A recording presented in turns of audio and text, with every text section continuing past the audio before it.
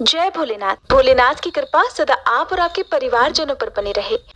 आज आप रसपान करेंगे फाल्गुन मास महात्म्य के आगे की कथा का। आज की कथा में सुनिए कि वशिष्ठ जी ने भगवान श्री राम से किन किन तीर्थों की महिमा का वर्णन किया। श्री राम जी कहने लगे कि हे भगवान, आपने जिन जिन तीर्थों का दर्शन किया है उन सबसे उत्तम तीर्थ कौन है, ये मुझे बताइए। सीता जी का अपहरण होने पर मैंने बहुत से ब्रह्म राक्षसों का वध किया है। उस पाप की शुद्धि के लिए आप मुझे किसी ऐसे तीर्थ के बारे में बताइए जो उत्तम से भी उत्तम हो। तब वशिष्ठ जी कहने लगे कि हे श्री राम, गंगा, नर्मदा, ताप्ती, यमुना, सरस्वती, गंडकी, गोमती और पूर्णा, ये सभी नदियां परम पावन हैं। इन सब में नर्मदा और त्रिपथ गामिनी गंगा जी श्रेष्ठ हैं।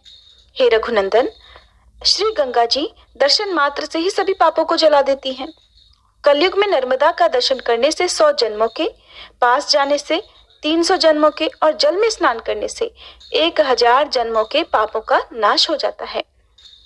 नर्मदा जी के तट पर जाकर साग और मूल फल से भी एक ब्राह्मण को भोजन कराने से कोटि ब्राह्मणों को भोजन देने का फल मिल जाता है। जो 100 योजन दूर से भी गंगा गंगा का उच्चारण करता है वह सब पापों से मुक्त होता और भगवान विष्णु के लोक को जाता है। फाल्गुन अथवा चैत्र मास के अंत में अमावस्या तिथि को और भाद्रपद आश्विन कृष्ण पक्ष में गंगा जी के तट पर जाकर जो मनुष्य स्नान, पितरों का तर्पण और पिंडदान करता है वह अक्षय फल का भागीदार हो जाता है। ताप्ती नदी का स्मरण करने पर महापातकियों के भी 7 गोत्रों का उद्धार हो जाता है। यमुना जी में स्नान करने से मनुष्य सभी पापों से मुक्त हो जाता है और महापातकों से युक्त होने पर भी परम गति को प्राप्त होता है। कार्तिक की पूर्णिमा को कृत्तिका नक्षत्र का योग होने पर जो सरस्वती नदी में स्नान करता है वह गरुड़ की पीठ पर बैठकर उत्तम देवताओं के मुख से अपनी स्तुति सुनता हुआ वैकुंठ धाम को जाता है। जो कार्तिक मास में प्राची सरस्वती के जल में स्नान करके भगवान प्राची माधव की स्तुति करता है वह परम गति को प्राप्त होता है। जो गंडकी, जिसे नारायणी भी कहते हैं, गंडकी नदी के पुण्य तीर्थ में स्नान करता है और शालिग्राम शिला की पूजा करता है उसका फिर दोबारा जन्म नहीं होता, अर्थात उसे मोक्ष मिल जाता है। जो द्वारकावासी श्री कृष्ण के समीप गोमती के जल की लहरों में स्नान करता है वह चतुर्भुज रूप धारण करके वैकुंठ धाम में आनंद का अनुभव करता है। चंबल नदी को नमस्कार करके जो उसके जल का स्पर्श करता है वह पहले और पीछे की 10-10 पीढ़ियों का उद्धार कर देता है। दोनों का संगम देखकर अथवा समुद्र की ध्वनि सुनकर ब्रह्म हत्या से युक्त मनुष्य भी पवित्र होकर अंत में परम गति को प्राप्त होता है। जो मनुष्य माघ मास में प्रयाग में गोता लगाता है वह इस लोक में सुख भोगकर अंत में विष्णु धाम को प्राप्त होता है। जो मनुष्य प्रभास क्षेत्र में 3 रात तक ब्रह्मचर्य पालन पूर्वक निवास करते हैं वे यमलोक और कुंभीपाक आदि नरकों का दर्शन नहीं करते। जो मनुष्य नैमिषारण्य में निवास करता है वह देवत्व को प्राप्त होता है। हे रघुनंदन, जो मनुष्य कुरुक्षेत्र में चंद्र ग्रहण और सूर्य ग्रहण के अवसर पर स्नान करके स्वर्ण दान करता है उसका इस लोक में पुनर्जन्म नहीं होता। जो मनुष्य इस पृथ्वी पर कपिला गौ का स्पर्श करने के बाद दान देता है वह कामधेनु गौओं के निवासभूत ऋषि लोक को जाता है। जो वैशाख मास में उज्जैनीपुरी में शिप्रा नदी के जल में स्नान करता है वह अपने सहस्त्रों पूर्वजों को घोर रौरव नरक से छुटकारा दिला देता है। जो मनुष्य 3 दिनों तक सिंधु नदी अथवा समुद्र में स्नान करता है वह सभी पापों से शुद्ध चित्त होकर कैलाश में आनंद भोगता है। कोटि तीर्थ में स्नान करके कोटीश्वर शिव का दर्शन करने वाला मनुष्य कहीं भी ब्रह्म हत्या आदि पापों से लिप्त नहीं होता। महान अपवित्र स्थान में जाने वाले अज्ञानी जीव भी अगर भगवान के चरणों से प्रकट हुई गंगा जी के जल का पान कर ले तो उनका सभी पाप नष्ट हो जाता है। जो मनुष्य सूर्योदय काल में वेदवती नदी में स्नान करता है वह सब रोगों से मुक्त होकर उत्तम सुख का भागी होता है। हे रघुनंदन, प्रायः सभी तीर्थ स्नान, जलपान अथवा गोता लगाने से अनायास ही मनुष्यों के सब पापों का नाश कर देते हैं और सब तीर्थों में उत्तम तीर्थ धर्मारण्य बताया गया है क्योंकि ब्रह्मा, विष्णु और शिवजी आदि देवताओं ने पूर्व काल में सबसे पहले इसी तीर्थ को स्थापित किया था। सभी वनों और तीर्थों में विशेषतः धर्मारण्य से बढ़कर भोग और मोक्ष प्रदान करने वाला दूसरा कोई तीर्थ नहीं है। स्वर्ग के देवता भी धर्मारण्य निवासी मनुष्यों की सराहना किया करते हैं। हे श्री राम, द्वारका, काशी, त्रिशूलधारी शिवजी तथा भैरव ये सब जैसे मुक्तिदायक हैं, उसी प्रकार धर्मारण्य भी मोक्ष देने वाला उत्तम तीर्थ है। ये सुनकर महाधनुर्धर श्री रामचंद्र जी बड़े प्रसन्न हुए। उन्होंने सीता जी और अपने भाइयों के साथ तीर्थ यात्रा के लिए प्रस्थान किया। उनके पीछे कपीश्वर हनुमान जी, माता कौशल्या, सुमित्रा जी और कैकेयी, लक्ष्मण, भरत सेना सहित शत्रुघ्न, अयोध्या के अन्य निवासी तथा प्रजाजन भी गए। तीर्थ यात्रा की विधि का पालन करने के लिए घर से चले हुए राजा श्री राम ने अपने कुल के आचार्य महर्षि वशिष्ठ जी से कहा कि मुने, ये तो बड़े आश्चर्य की बात है कि आदि में ये धर्मारण्य क्षेत्र हुआ या फिर द्वारका हुई। धर्मारण्य क्षेत्र की उत्पत्ति कितने समय में हुई है, ये भी बताइए। वशिष्ठ जी कहने लगे कि महाराज, मैं नहीं जानता कि ये क्षेत्र कितने दिनों से प्रकट हुआ है। दीर्घजीवी लोमश और जामवान इसका कारण जानते होंगे। शरीर में जो अनेक जन्म जन्मांतरों का किया हुआ पाप संचित है, उन सभी पापों का उत्तम प्रायश्चित ये धर्मारण्य क्षेत्र माना गया है। वशिष्ठ जी का ये वचन सुनकर श्री राम जी ने वहां जाने का विचार करके यात्रा विधि का पालन किया। फिर वशिष्ठ जी को आगे करके महामंडलिक राजाओं सामंतों के साथ पुरस्चरण विधि पूर्ण करके उत्तर दिशा की ओर प्रस्थान किया। आगे जाकर फिर वे पश्चिम दिशा की ओर मुड़ गए। गांव से गांव, देश से देश और वन से वन को लांघते हुए वे आगे बढ़ते चले गए। सेना, सामान, हजारों हाथी, घोड़े, करोड़ों रथ आदि वाहनों और असंख्य शिविकाओं के साथ श्री रघुनाथ जी यात्रा कर रहे थे।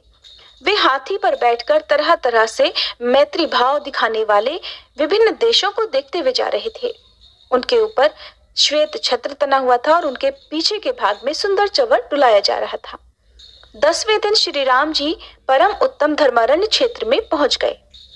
उस क्षेत्र के पास में ही मांडलिकपुर को देखकर श्री राम जी ने अपनी सेना के साथ रात में वही निवास किया। उन्होंने सुना कि धर्मारण्य क्षेत्र में इस समय निर्जन और उजाड़ होकर बड़ा भयानक प्रतीत हो रहा है। वहां पर बाघ और शेर भी हैं, यक्ष और राक्षस भी निवास करते हैं। धर्मारण्य अब केवल जंगल मात्र रह गया है। वहां की जनता के मुख से ये सारी बातें सुनकर श्री राम जी कहने लगे कि तुम लोग चिंता मत करो। फिर उन्होंने वहां के व्यवसाय कुशल, शूरवीर, महान बली और पराक्रमी तथा समर्थ वैश्यों को बुलाकर कहा, तुम लोग मेरी यह सोने की पालकी जल्दी लेकर चलो, जिससे मैं अभी धर्मारण्य में पहुंच जाऊं। वहां स्नान और जलपान करने से मनुष्य सब पापों से मुक्त हो जाता है। इस प्रकार श्री राम जी से प्रेरित होकर उन सभी वैश्यों ने तथास्तु कहकर उनकी पालकी उठाई और उन्हें धर्मारण्य में पहुंचा दिया।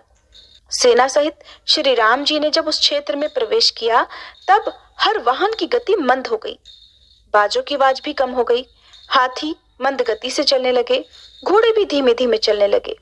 ये सब देखकर श्री राम जी को बड़ा आश्चर्य हुआ। उन्होंने विनयपूर्वक अपने गुरु वशिष्ठ जी से पूछा कि हे मुनीश्वर, ये क्या बात है? अचानक ही सभी वाहनों की गति मंद कैसे हो गई? ये तो बड़ी विचित्र बात है। तब तीनों कालों की बात जानने वाले मुनि वशिष्ठ जी कहने लगे कि हे श्री राम, अब धर्मारण्य क्षेत्र आ गया। इस पुरातन तीर्थ में पैदल यात्रा करनी चाहिए। ऐसा करने से पीछे सेना को सुख मिलेगा। तब श्री राम जी सेना के साथ पैदल चलने लगे। जाते जाते वे मधु वासनक नाम वाले परम पावन ग्राम में पहुंचे। वहां पर गुरु वशिष्ठ जी की बताई हुई पद्धति से तरह तरह के उपहारों द्वारा प्रतिष्ठा विधि के साथ मातृकाओं का उन्होंने पूजन किया। जिसके बाद श्री राम जी ने सुवर्णा नदी के दक्षिण तट पर हरित क्षेत्र का निरीक्षण किया। वहां घूमे फिरे और यज्ञ के योग्य बहुत से स्थलों को देखा। उस समय रघुनाथ जी ने धर्म स्थान का निरीक्षण करके अपने आप को धन्य माना और सुवर्णा के उत्तर तट पर सैनिकों को उतारकर खुद उस क्षेत्र में घूमने लगे। वहां के सभी तीर्थों और देव मंदिरों में जा जाकर श्री राम जी ने सभी शास्त्रोक्त कर्म और विधि पूर्वक वहां पर जाकर संपन्न किए। उन्होंने बड़ी श्रद्धा के साथ विधि पूर्वक अपने पितरों का श्राद्ध किया। स्थान से वायव्य कोण में सुवर्णा के दोनों तटों पर श्री रामेश्वर और कामेश्वर का स्थापन किया। इन सब विधियों का पालन करके वे अपनी पत्नी सीता जी के साथ रात में उस नदी के तट पर ही सो गए। जब आधी रात हुई तब सबके सो जाने पर भी धर्मवत्सल श्री राम जी अकेले ही जागते रहे। उस समय उन्हें किसी स्त्री के रोने का शब्द सुनाई दिया। वह करुणाजनक बातें कहकर उस रात में कुर्री की तरह रो रही थी। श्री राम जी ने उसी क्षण गुप्तचर भेजकर उस स्त्री का निरीक्षण कराया, उसे ढूंढा। करुणाजनक स्वर से रोती हुई उस व्याकुल स्त्री को देखकर भगवान श्री राम के दूत पूछने लगे कि सुंदरी, तुम कौन हो? देवी हो या फिर दानवी? किसने तुम्हें भय पहुंचाया? किसने तुम्हारा धन लूट लिया है जिससे तुम व्याकुल होकर बार बार इन कठोर शब्दों का उच्चारण करके रो रही हो? सच सच बताओ, राजा श्री राम तुम्हारा समाचार पूछ रहे हैं।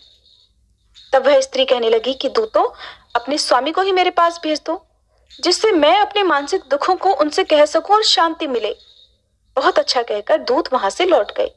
फिर उन्होंने भगवान श्री राम जी के पास जाकर सारी बातें कह सुनाई। दूत कहने लगे कि हे प्रभु, उस स्त्री ने कहा है कि श्री रामचंद्र जी ही मेरे दुख का निवारण कर सकते हैं, इसलिए तुम्हारा कल्याण हो और तुम उन्हीं को भेजो। ये सुनकर श्री राम जी तुरंत वहां गए और दुख से व्याकुल हुई उस अबला को देखकर वे स्वयं भी दुखी हो गए। उस समय उन्होंने दोनों हाथ जोड़कर उससे पूछा कि शुभे, तुम कौन हो? किसकी पत्नी हो? किसी ने तुम्हें दुखी करके इस निर्जन वन में निकाल दिया है? क्या कारण है? या फिर किसी ने तुम्हारा धन लूटा है? ये सब बातें मुझे बताओ। उनके इस प्रकार पूछने पर उस स्त्री ने मधुर वाणी में प्रेम पूर्वक श्री राम जी की स्तुति की कि हे परमात्मन, आप सनातन परमेश्वर और सबका दुख हरने वाले हैं। जिसके लिए आपका अवतार हुआ था वो कार्य तो आपने पूरा कर लिया। रावण, कुंभकर्ण, मेघनाद, खर, दूषण, त्रिशरा, मारीच और अक्षय कुमार आदि असंख्य भयानक राक्षसों को आपने युद्ध में परास्त किया है। लोकेश, मैं आपकी उत्तम कीर्ति का वर्णन क्या कर सकती हूँ, जब साक्षात ब्रह्मा जी भी आपकी नाभि से प्रकट कमल से उत्पन्न हुए हैं और जैसे वट के बीच में महान वट वृक्ष की स्थिति मानी गई है, उसी प्रकार उन्होंने इस संपूर्ण विश्व को आपके उदर में विराजमान देखा है। हे प्रभु, संसार में राजा दशरथ और आपकी माता कौशल्या धन्य हैं। जिनकी कोख से आप प्रकट हुए हैं वो कुल धन्य है। वो कुल धन्य है जिसमें आप स्वयं आए हैं। वो अयोध्या नगरी धन्य है जिसे आपकी जन्मभूमि होने का गौरव मिला है। वे लोग धन्य हैं जो आपकी शरण में रहते हैं। वे महर्षि वाल्मीकि धन्य हैं जिन्होंने मुख्य मुख्य ब्राह्मणों के लिए अपनी बुद्धि से भावी रामायण की रचना की थी। आपके द्वारा ये रघुकुल अत्यंत पवित्र हो गया है प्रभु।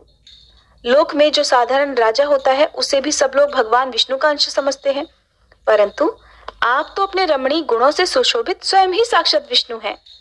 लोकहित का कोई भी कार्य जिसे करने के विचार करके आपने यहाँ अवतार लिया है, करते समय आपके मार्ग में कभी कोई विघ्न बाधा न आए। इस प्रकार स्तुति करके वह स्त्री श्री राम जी से कहने लगी, रघुनंदन, आप जैसे स्वामी के रहते हुए मैं बहुत लंबे समय से सूनी हो रही हूँ। ये आपका ही दोष है। आप मुझे धर्मारण्य की अधिदेवी ही समझिए। आज 12 वर्ष हो गए और मैं यही दुख में डूबी रहती हूँ। महामते, आज से आप यहाँ की निर्जनता, ये सोनापन दूर कर दीजिए। इस तीर्थ में निवास करने वाले ब्राह्मण लोहासुर के भय से सब दिशाओं में भाग गए हैं। उन्हीं के साथ सभी वैश्य भी दुखी होकर अलग अलग जगहों में चले गए हैं। यद्यपि देवताओं ने यहाँ आक्रमण करके उस महामायावी दुर्जय और दुर्धर्ष दैत्य को मार डाला है, फिर भी उसके भय से अत्यंत शंकित रहने वाले मनुष्य अब तक यहाँ से गए वो लौटकर कभी नहीं आ रहे। 12 वर्ष बीत गए। यहाँ का हर घर अनाथ की तरह सुनसान पड़ा है। जिस बावली में स्नान और दान करने के लिए हमेशा तत्पर लोगों की भीड़ लगी रहती थी, उसी में अब सुअर कूदा करते हैं। जहाँ ब्राह्मण लोग निरंतर सामवेद का गान करते थे, वहां अब सियारिनों के अत्यंत भयंकर शब्द सुनाई देते हैं। जहाँ घर घर में अग्निहोत्र का धूम दिखाई देता था, वहीं अत्यंत भयंकर दावानल धुएं के साथ दिखाई देता है। जिस सभा मंडप में मंत्र जप करने वाले ब्राह्मण कभी बैठा करते थे, वहीं पर अब गवय, रीछ और स्याही आदि जीव बैठा करते हैं। यहाँ जो ऊंची ऊंची यज्ञ की चौकोर वेदियां बनी हुई थी, वे अब बांबी की मिट्टी के ढेर से घिरी हुई दिखाई देती हैं। हे राजा श्री राम, अब मेरा निवास स्थान इस दशा को पहुंच गया है।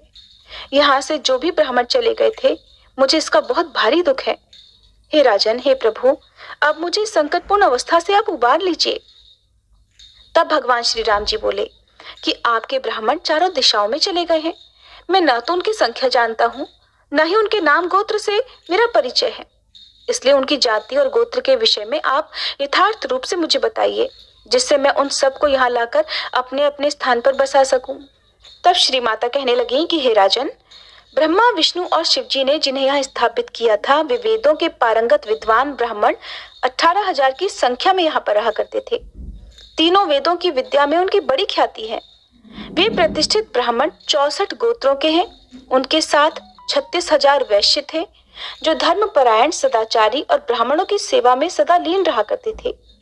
जहाँ संज्ञा रानी के साथ राजा वकुलादित्य नाम से विख्यात भगवान सूर्य विराजते हैं, जहाँ दोनों अश्विनी कुमार हैं, जहाँ व्यय की पूर्ति करने वाले साक्षात कुबेर हैं, वही ये धर्मारण्य क्षेत्र है जिसकी अधिष्ठात्री देवी मैं मानी गई हूँ। यहाँ की भट्टारिका अर्थात मैं यहाँ की स्वामिनी हूँ। श्री सूत जी कहते हैं कि उस स्थान के जो आचार और वहां रहने वालों के जो कुलाचार थे, उन सब प्राचीन वृत्तांतों को श्री माता ने श्री राम जी के आगे निवेदित कर दिया। उनकी बात सुनकर श्री रघुनाथ जी को बड़ी प्रसन्नता हुई। प्रभु कहने लगे कि आपने मुझे सच सच बातें बताई हैं, इसलिए मैं इसी नाम से यह नगर बसाऊंगा। ये नगर तीनों लोकों में उत्तम सत्य मंदिर के नाम से विख्यात होगा। ऐसा कहकर श्री राम जी ने अपने 1 लाख सेवकों को ब्राह्मणों को बुला लाने के लिए भेज दिया और कहा कि जिस देश, प्रदेश, नदी, तट, वन अथवा गांव में जहां जहां धर्मारण्य निवासी ब्राह्मण गए हों, वहां वहां से अर्घ, पाद्य आदि के द्वारा उनकी पूजा करके, उनका भली भांति सम्मान करके उन्हें शीघ्रता पूर्वक तुम यहाँ पर बुला कर लाओ। मैं तभी यहाँ पर भोजन करूंगा जब उन श्रेष्ठ ब्राह्मणों के दर्शन कर लूंगा। प्रभु का ये आदेश सुनकर उनके आज्ञा पालक दूत सभी दिशाओं में तुरंत ही चले गए। उन्होंने सभी ब्राह्मणों को खोज निकाला और उन्हें पाकर सबके सब बड़े प्रसन्न हुए। फिर उन्होंने शास्त्रोक्त विधि विधान से अर्घपाद्य आदि के द्वारा उन सब का पूजन किया। उन सभी ब्राह्मणों की स्तुति की, विनय युक्त बर्ताव करते हुए श्री राम जी का अनुरोध सुनाकर उन सबको धर्मारण्य चलने के लिए आमंत्रित किया। जिसके बाद वे सभी वेद शास्त्र परायण ब्राह्मण सेवकों के साथ वहां जाने को तत्पर हुए और बड़े आदर पूर्वक श्री राम जी के पास गए। उन्हें देखकर दशरथ नंदन महाराज श्री राम जी के अंगों में हर्ष से रोमांच आया। उन्होंने अपने आप को कृतार्थ सा माना। वे बड़ी तेजी से उठकर पैदल ही उनकी अगवानी के लिए, उनके सम्मान के लिए गए और धरती पर घुटने टेक कर आनंद के आंसू बहाते हुए दोनों हाथ जोड़कर बोले, हे पवित्र ब्राह्मणों, मैं ब्राह्मण के ही प्रसाद से लक्ष्मीपति हूँ, ब्राह्मण के ही प्रसाद से धरणीधर हूँ, ब्राह्मण के ही प्रसाद से मैं जगतपति हूँ और ब्राह्मण के ही प्रसाद से मेरा नाम राम है। श्री राम जी के ऐसा कहने पर वे ब्राह्मण बड़े प्रसन्न हुए। उन्होंने जय जयकार और आशीर्वाद से उनका सम्मान करते हुए कहा, हे रघुनंदन, आप दीर्घायु हों। फिर श्री राम जी उन्हें पुनः प्रणाम करके पाद्य, अर्घ और आसन आदि के द्वारा उनकी आदर, सत्कार और स्तुति करने लगे। दंडवत प्रणाम करके उन्होंने स्तुति की। इसके बाद हाथ जोड़कर उनके चरणों की वंदना की। फिर विचित्र प्रकार के आसन और सोने के आभूषण आदि उन्हें समर्पित किए। अंगूठी, यज्ञोपवीत और कानों के कुंडल दिए। इतना ही नहीं, उन्होंने तरह तरह के रंगों वाली 100 गायें भी दी, जो बछड़े वाली थी और जिनके थन घड़े के समान थे। उनकी पीठ पर वस्त्र ओढ़ाया गया था, गले में घंटे बंधे थे, सींग सोने से और खुर चांदी से मढ़े गए थे। उनका पीछे का भाग ताम्रपत्र से सजा हुआ था और दूध दोहने के लिए हर गाय के साथ एक कांसे का पात्र था। इतना सब कुछ करने के बाद भगवान श्री राम उन ब्राह्मणों से कहने लगे कि हे ब्राह्मणों, अब मैं श्री माता की आज्ञा से इस तीर्थ का जीर्णोद्धार करूंगा, अर्थात इसे फिर से बसाऊंगा, जो आप सभी के जाने से सूना हो गया था। आप लोग इस काम के लिए मुझे आज्ञा दीजिए और मेरा दिया हुआ दान ग्रहण कीजिए। सत्पात्र को ही दान देना चाहिए, अपात्र को कुछ भी नहीं दिया जाता, क्योंकि सुपात्र नाव की तरह सदा पार उतारता है और अपात्र लोह पिंड के समान केवल डुबोने वाला होता है। हे ब्राह्मणों, केवल जाति मात्र से ब्राह्मणता नहीं आती है, बल्कि उसके साथ साथ ब्राह्मणोचित कर्म भी होना चाहिए। संसार में क्रिया बलवती होती है, कर्महीन ब्राह्मणों को दान देने से कहाँ से फल मिल जाएगा। इस कारण सत्यवादी ब्राह्मण ही परम पूजनीय माने गए हैं। अब यज्ञ कार्य प्रारंभ होने वाला है, इसमें आप लोग सदा कृपा कीजिए। तब वे सब ब्राह्मण आपस में मिलकर विचार करने लगे। उनमें से कुछ ब्राह्मणों ने श्री राम जी से इस प्रकार कहा कि हे रघुनंदन, हम सब शिलोच्छ वृत्ति से जीविका चलाने वाले हैं, पूर्ण संतोष का आश्रय लेकर धर्मानुष्ठान में लगे रहते हैं, इसलिए हमें दान लेने से कोई प्रयोजन नहीं है। हमें ये सब दान नहीं चाहिए। राजा का प्रतिग्रह बड़ा भयंकर होता है, यानी कि जब राजा कुछ देता है तो उसके बदले में कुछ ना कुछ लेता भी है। इसलिए हम भयदायक प्रतिग्रह नहीं लेना चाहते। उन ब्राह्मणों में से कुछ एकाहित व्रत वाले थे जो दिन में केवल एक बार ही भोजन किया करते थे। कुछ अमृत वृत्ति से रहते थे, यानी कि जो कुछ भी बिना मांगे मिल जाए उसी से संतोष कर लेते थे। कुछ कुंभी धान्य संज्ञा वाले ब्राह्मण थे, यानी कि वे एक घड़े से अधिक धन का संग्रह कभी नहीं किया करते थे। कुछ ब्राह्मण यजन याजन, अध्ययन अध्यापन और दान तथा प्रतिग्रह इन 6 कर्मों में तत्पर रहा करते थे। वे सभी ब्राह्मण ब्रह्मा, विष्णु और शिवजी इन तीनों मूर्तियों के स्थापित किए हुए थे। सबके स्वभाव और गुण अलग अलग थे। तब उनमें से कुछ ब्राह्मण इस प्रकार बोले कि हे रघुनंदन, हम लोग ब्रह्मा, विष्णु और शिवजी इन तीनों स्वरूपों की आज्ञा लिए बिना कैसे प्रतिग्रह स्वीकार कर सकते हैं? जब तक श्री ब्रह्मा, विष्णु आदि देवताओं ने नहीं कहा, तब तक हमने किसी का तांबूल अर्थात पान तक स्वीकार नहीं किया है। ऐसा सुनकर श्री राम जी ने महात्मा वशिष्ठ जी से परामर्श किया और अपने गुरु के साथ ही उन्होंने श्री ब्रह्मा, विष्णु और शिवजी आदि देवताओं का स्मरण किया। स्मरण करते ही सब देवता वहीं पर आ पहुंचे। उनके विमानों की पंक्ति कोटि कोटि सूर्यों के समान प्रकाशित हो रही थी।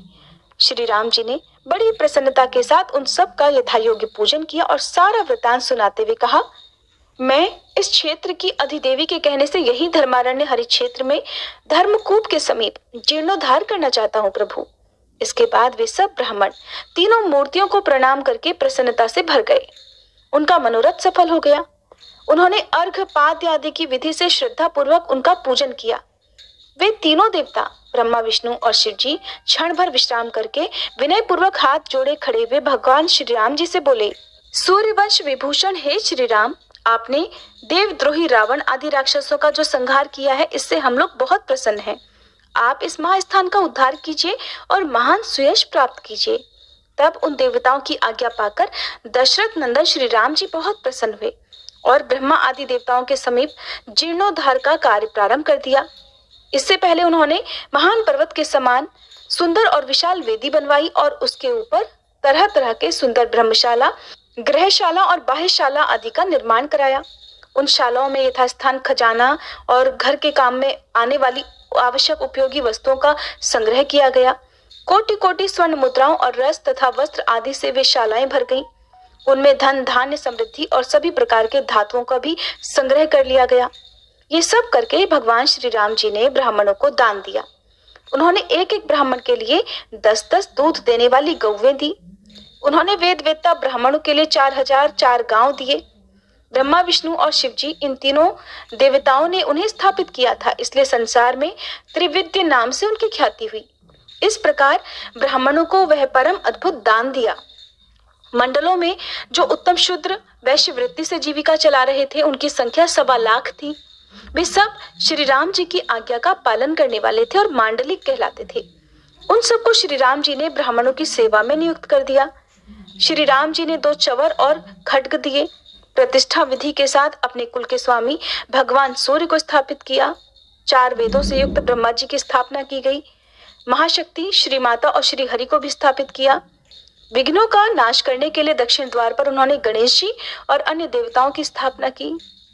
वीरवर श्री रघुनाथ जी ने 7 मंजिल के मंदिर बनवाए और यह नियम किया कि जो कोई भी यहाँ शुभ और मांगलिक कार्य करे, पुत्र हो जाने पर जात कर्म, अन्नप्राशन और मुंडन आदि कर्म करे, यज्ञ कर्मों में लक्ष्य होम और कोटि होम करे, वास्तु पूजा और गृह शांति करे तथा ऐसे महोत्सवों के अवसर पर मनुष्य जो कुछ भी द्रव्य, अन्न, वस्त्र, धेनु, स्वर्ण, रजत आदि का दान ब्राह्मणों, शूद्रों, दीनों, अनाथों और अंधों के लिए दे, उस समय पहले कार्य की सिद्धि के लिए भगवान बकुलादित्य और श्रीमाता का भाग जरूर निकाल दे। जो मनुष्य मेरी आज्ञा का उल्लंघन करके इसके विपरीत आचरण करेगा, उसके उस कर्म में विघ्न अवश्य ही उपस्थित होगा। ऐसा कहकर भगवान श्री राम ने प्रसन्न मन से देवताओं की बावलियों, सुंदर 4 दीवारियों, दुर्ग के उपकरणों, विस्तृत सड़कों और गलियों, कुंड, सरोवर, तलैया, धर्मवापी और अन्य देव निर्मित कूपों का पुनर्निर्माण कराया। इस प्रकार मनोरम धर्मारण्य में इन सब वस्तुओं का विस्तार पूर्वक निर्माण कराकर भगवान श्री राम ने उन्हें त्रयी विद्या के मुख्य मुख्य विद्वानों को सौंप दिया। श्री रामचंद्र जी का शासन वहां पर ताम्रपत्र पर लिखकर दिया गया है। वहां उसको जो लोप करेगा, उसके पूर्वज नरक में पड़ेंगे। और आगे उसके कुल में संतति नहीं होगी, अर्थात वे निस्संतान रहेंगे। इसके बाद श्री राम जी ने पवन पुत्र हनुमान जी को बुलाकर कहा कि हे महावीर वायु कुमार, तुम्हारी भी पूजा होगी, तुम इस क्षेत्र की रक्षा करने के लिए यहाँ पर निवास करो। हनुमान जी ने प्रणाम करके प्रभु की आज्ञा को शिरोधार्य किया। इस प्रकार उस तीर्थ का जीर्णोद्धार किया गया। श्री माता का पूजन करके वे अन्य तीर्थों में जाने को उद्यत हुए। श्री ब्रह्मा आदि देवता भी श्री राम जी को आशीर्वाद देकर अपने अपने लोक को चले गए। जय भोलेनाथ। आज का अध्याय समाप्त हुआ। उम्मीद है ये कथा आपको पसंद आई होगी। दोस्तों, आपको ये कथा कैसी लगी कृपया कमेंट कर ज़रूर बताएं। वीडियो पसंद आया हो तो लाइक करें और अपने दोस्तों के साथ शेयर करें। कमेंट बॉक्स में जय श्री कृष्णा लिखना ना भूलें। ऐसी ही और भी बहुत सारी कहानियों को सुनने के लिए चैनल को सब्सक्राइब ज़रूर करें। धन्यवाद।